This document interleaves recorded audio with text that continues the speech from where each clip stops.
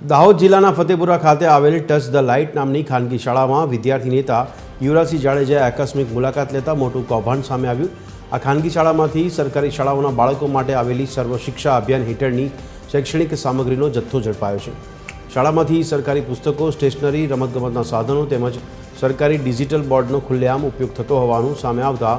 વાલીઓ અને જાગૃત નાગરિકોમાં ભારે રોષ જોવા મળ્યો છે। કૌભાંડનો ભાંડો ફૂટતા જ શિક્ષણ વિભાગમાં દોડધામ મચી ગઈ હતી અને ત્વરિત કાર્યવાહી કરતા વહીવટીતંત્રે સંબંધિત ખાનગી શાળાને સીલ કરી દીધી। સરકારી શૈક્ષણિક સામગ્રીના ગેરકાયદેસર વપરાશ અંગે શિક્ષણ વિભાગે સઘન તપાસ હાથ ધરી છે। પ્રાથમિક શાળાનું સાહિત્યનો ઉપયોગ થતો હોય તે બાબતે માહિતી મળતા તત્કાલ આ શાળાની અંદર 5 કલાકની આસપાસ તપાસ અર્થે આવ્યા છે અને તે દરમિયાન અમને અહીં સરકારી શાળાનું સાહિત્ય સમગ્ર શિક્ષા અંતર્ગત ગત વર્ષનું 2024-25નું સાહિત્ય અમને જોવા મળેલ છે અને તે બાબતે વિગતે તેઓની સંખ્યા અને બધી માહિતી એકઠી કરી અને શાળા સામે શિક્ષાત્મક કાર્યવાહી કરવા, શાળા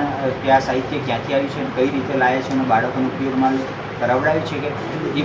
બાબતે વિગતે અહેવાલમાં દર્શાવી અને વડી કચેરી જિલ્લા શિક્ષણ સમિતિ દાહોદને રિપોર્ટ કરવામાં આવશે। સરકારનું જે મટીરિયલ જે છે એ પ્રાઇવેટ શાળાઓમાં વપરાતું હોય એ પ્રકારની વાત અમને મળી હતી। ફતેપુરાના જે ટચ ધ લાઇટ કરીને જે સ્કૂલ છે એ ટચ ધ લાઇટ સ્કૂલની અંદર જે સરકારી માલ સામાન હોય એ સરકારી માલ સામાનની બાતમી અમને મળીને આજે સવારે જ્યારે આ સ્કૂલ ઉપર અમે આવ્યા અને જોયું તો અહીંયા 4 જેટલા ડિજિટલ બોર્ડ જોવામાં આવ્યા છે। તેની સાથે સાથે જે અલગ અલગ કીટો જે છે, જે નિપુણ સર્જન કીટ કહેવાય તે, બાળકોને ડ્રોઈંગની કીટ આવે તે, પિટારા આવે તે, આ બધી જ બાબતો અત્યારે અહીંયા એટલે કે આ ટચ ધ લાઇટ જે સ્કૂલ છે ત્યાં જોવા મળી રહી છે અને આ સરકારી સામાન છે। આપણે દરેક વખતે એવું કહેતા હોય છે કે વિદ્યાની ચોરી ન થાય, સરસ્વતીની ચોરી ન થાય, પણ આ લોકો એ વિદ્યાની પણ ચોરી કરે છે, સરસ્વતીની પણ ચોરી કરે છે અને સરસ્વતીના ધામમાં રહીને વિદ્યા